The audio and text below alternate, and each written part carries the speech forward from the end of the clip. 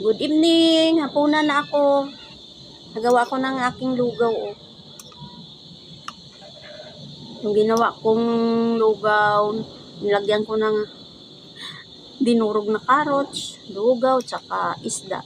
Para lang may sustansya siya kasi hindi pa talaga ako pwede kumain ng matigas. Kasi masakit talaga sa tiyan. Ay ang ulcer ko siguro hindi pang humihilom. Kaya tapos ginapalamig ko pa kasi kung mainit napdi din sa tiyan.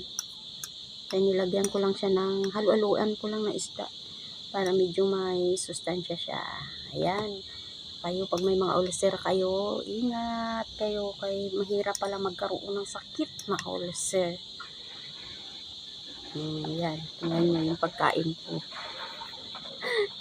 Tiis-tiis lang hanggang sa gumaling. Magbalik naman tayo sa normal na pagkain. Kain. Sarap.